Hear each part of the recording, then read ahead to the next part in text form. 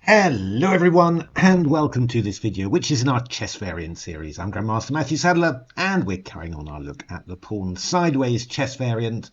And this time I'm going to show you, well, a number of games played from a huge series I've played between my engines on my hardware with NNUE, running for about 40 moves in 2 hours each time, and then it just repeats again. So big long games, and so you really get the benefit of the full strength of Stockfish there. And some interesting games, in particular slightly different openings and how the Stockfishes handle those openings. Now of course there's something slightly less good about it in that it's the same engine playing against each other, so you don't quite get the whole breadth of ideas. But I think you can agree after seeing this video that there's a lot of interesting stuff in there. We're going to start off with one game, and this is the Scandinavian. So I was kind of interested in sort of like normal openings. How do they look like in pawn sideways chess? And well, this is what the Stockfish is made of it. So knight f3, knight c3 is more common, but knight f3 also played quite a bit.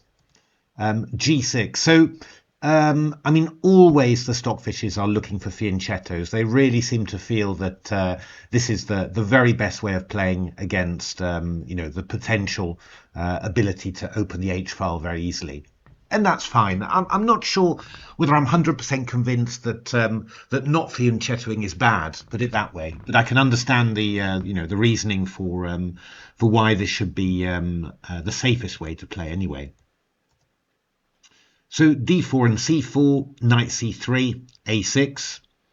So looking to play the pawn to b6 afterwards, for example, and open up the a file. h3. So Stockfish on this side doing the same. It's either going to support g4 when you can play hg later, or an immediate hg. I mean, that's all. I mean, the engines in general, if they can play g4 and get a fianchetto in, then move it to the side, that's even more preferable. So g4 from white there, queen c2, and rook d1. So not choosing to castle queenside, maybe worried about something like b5, just keeping it sort of tight at the back. So c6 from black. You do notice actually that the engines are not amazingly worried about being kind to both their bishops, put it that way. I think the point is that since you know that you can just adjust the pawn structure and open up lines that that weren't open before, it's not actually so essential to be to plan it out in advance. You can always adjust it later. And well, you'll see how this went. a3, b6, so opening up the a file for the rook. Bishop g2, c7. So what are we doing here? Well, we're actually opening up b7 for the black bishop, and bishop b7, queen c1, rook c8, b4, d6. And well, you wouldn't think that this was a Scandinavian, would you? It's now moved into some sort of hippopotamus modern type position. So that was quite an interesting shift in pawn structure there. But just the idea really that black was going to put a pawn back in the center. With d5 you lose that pawn in the center, so putting a pawn back and then opening the a file for the rook potentially. Although obviously here it's moved off it as well. But I thought that was very, very interesting indeed. Let's move on to the next opening. So this time we're having a look at the perk. This was quite a brief game in actual fact, so I can show this to you in full. So it was e4 d6, d4 knight f6, knight c3, g6. I think that's what I suggested until then. And then we see how the engines go. Well, h3 you can imagine, right? And then g4. And yeah, what is white getting? The possibility to go g5 and then hg. I mean, it's actually very nice in terms of attacks on the h file against the fianchetto. That's why I slightly wonder sometimes about this fianchettoing, because you can play g5, chase a knight, and then when it goes to h5, you follow up with another g pawn. Simply, I've won a number of games like this in the human games. Notice as well that you can play a6 and then and then b6, or you can play b6 and then a b7. You've got always different choices. In actual fact, in this game, Stockfish does something quite unusual. So bishop b7, bishop g2, c5, d5, all quite normal. In normal chess, this would just be very bad for black, right? I mean, you don't want to put a bishop on b7 looking at this pawn somehow. You're just completely, you're blocked somehow. But let's have a look at what Stockfish does. A5, incredible move. Why would you give yourself a hole on b5? But the point is, of course, it's not really a hole on b5 because, well, g5, knight fd7, c6 happens. And yeah, so you're actually going to put a bit of pressure on d5, and you're also freeing b6 for the knight. And on top of that, when you play this, you play the move a4. You're now threatening b4. So actually, in a way, from nowhere, a huge amount of pressure has come up on the white center there. And the nice thing that I liked about this is that this is actually quite, this is pretty, the modern Perk ethos, ethos that you're keeping the dark square bishop at home, and you're doing queenside stuff, central stuff already, trying to get those advantages before necessarily completing your development. But it's just in a very pawn sideways way, basically. So rook b1, getting out of that, takes, and h6, so striking on the other side. hg, so challenging for the h file, but with the fianchetto, black sort of dealt with that adequately. This was quite an interesting little episode. Castle kingside. So there's a few moves. I mean, basically, this rook might get into under attack, but actually the engines just end up forcing a draw by repetition here, which is fine. It's nothing to be done about that one. But found that a very interesting way of dealing with the pawn structures. I mean, I think it's much more, from a human point of view, it's thinking ahead. Oh, okay, what sort of stuff do I want to do? And then, you can just do that in a slightly unusual way. It's and yeah, in general, when I'm playing my games, I think I'm tending to start it off the normal way and then play the adjusting moves. The engines are, maybe starting off in a slightly unusual way and then moving it towards the normal somehow. Now, if you can do that, that would probably be quite powerful in human chess, I think. All right, let's have a look at the next one. So the next one is kind of hilarious. It features the Nimzo Indian, and of course the Nimzo Indian, very, very strong defense in normal chess. Only, of course, well, you can imagine, right? I mean, I think I've mentioned it a few times that part of its attraction is that it damages the opponent's pawn structure, but this is of no consequence whatsoever. So the same-ish. Which is a very sharp line, quite risky for white, although very interesting. Grandmaster Ivan Sokolov's done a lot of work on that. And I mean, I think there's a lot of white 1d4 players like me who at various times have both played it and also analysed it, hoping to make it work, but not quite managing. However, in pawn sideways chess, ta-da! As if by magic, the pawn structure has been repaired, and also you've managed to open the a file as well. So yeah, the engines continue with just activating the rook in this way. It's a very big advantage for white in actual fact. There was one moment, which was this, that I really wanted to show. Because again, this is really playing the game the real way with pawn sideways chess. You sort of shriek when you see this as a human player, this square on e4. But of course, it's not a weakness. And what you see, not immediately, but what you see is Stockfish bringing the pawn to f2, and eventually it will go to f3 to support e4. Here we are, and e4 coming in. So I mean that was quite a nice little point there. But I think the key thing is Nimzo Indian, really bad opening, and then this is quite hilarious. This pawn moving to the side, really nice. Let's have a look at another one. So if you've watched any of the videos where I'm playing against human opponents, you'll see that I'm playing quite a few Frenches as black. Yeah, partly due to a few of these games that I've been looking at. So, but if you're looking at what do the engines recommend, they actually recommend. I think it's what. I think both Christoph Sielecki and Andras Toth recommended this sort of thing in normal chess somehow. But of course, you're just aiming for an IQP, and then the IQP will disappear at some stage. You might push it with D5, or you might just shove it to the right, for example, to E4. So IQP, not even bothering to gain any more tempi, of course, because after A3 you're stopping anything coming into B4. It's going to be very easy to move the pawn to E4, and indeed there it goes, it happens. And after here, well, White's got a slight advantage in this endgame. I just thought, very big thing there, the ability for an isolated queen's pawn, not only to exploit it to give you outposts and free development, but you can also repair it as well. So that makes it a pretty powerful pawn structure to aim for, which is quite nice. All right, I've got a couple more, I think, to show you. Well, I know that everyone loves the King's Gambit, so that is what I've provided to you.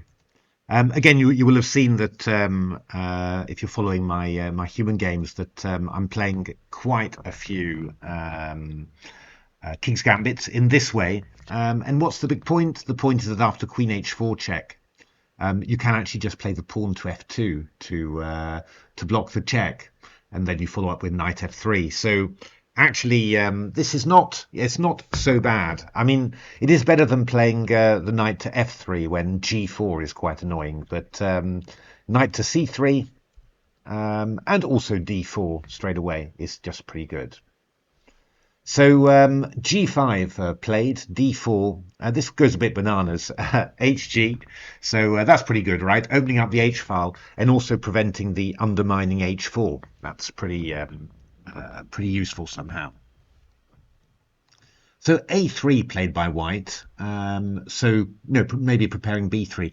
Amazing move. I don't know whether you can guess what Black did in this position, but it certainly shocked me. Played the move A5. You see what the idea is. G3 played just to undermine. Yeah, I'm a little bit hazy as to why any of this works, to be honest. But let's just leave that, because Black replied with A4 here. What's the idea of that? I have to play B4. And here, crazily enough, White sacrificed a piece with takes. Yeah, I mean, good old-fashioned King's Gambit style somehow, with a bit of a twist. I'm not really sure why this should be okay for White, but yeah, this game did actually end in a draw. But well, I think you can see against human opponents there's quite a bit of scope for doing stuff somehow. Yeah. I mean, this King's Gambit with 3 knights C3. Definitely worth looking at. It's very interesting. There was one line in the Can, or the Poulsen Sicilian as it's also called, which I thought was quite interesting here. This is the Can or the Poulsen Sicilian with A6 in here, and yeah, I mean, one of the main replies for White is to play the move C4. Can you guess what Stockfish did as Black?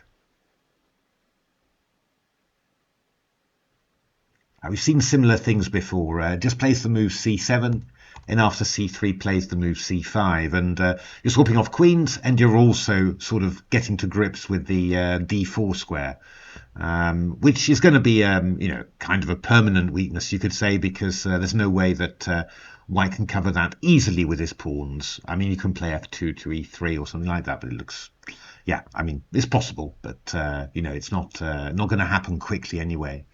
So that was a very nice little thing there somehow, just to move the pawn across and play c5 and then just exploit that d4 square, temporarily at least.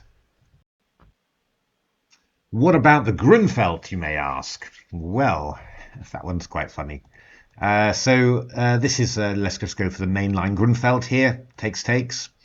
And, what I noticed was, black's playing b6, black's not playing c5. Can you imagine why c5 isn't good? Well, yeah, the simple answer is that after c5, white simply takes on c5 and then repairs his pawn structure afterwards with d5. It's just, just very quite hilarious in actual fact how that happens. So black's tending to play the move b6, bishop e3, bishop b7, and well, we're getting this with a fianchetto on g3. But there's one thing that was really interesting here, this one.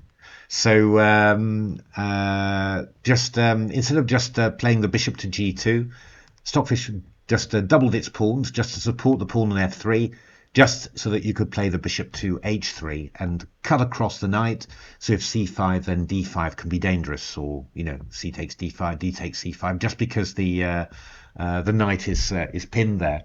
I thought that was very striking somehow. I mean, the pawn can move back at some stage, right? That's the funny thing. And then you can fianchetto the bishop, but just in the short term, defend the pawn on e4 and also allow the bishop to come out to play. Then that was something that Stockfish came up with. I thought that was quite striking. But yeah, funny thing about the Grunfeld, the c5 just met by d takes c5, followed by repairing the pawns. That's pretty nice. Probably means as well that, part of the big thing about the Grunfeld is that you damage the pawns with knight c3, while you could always repair them by putting the pawn to b3, for example. So unlikely to be a fantastic opening for black, although the fact that you're exchanging a knight for a knight is not quite like the Nimzo Indian, where you actually exchange a bishop for the knight. In general, I think knight's not so amazing in pawn sideways chess. It's more the bishops that are the powerful minor piece there.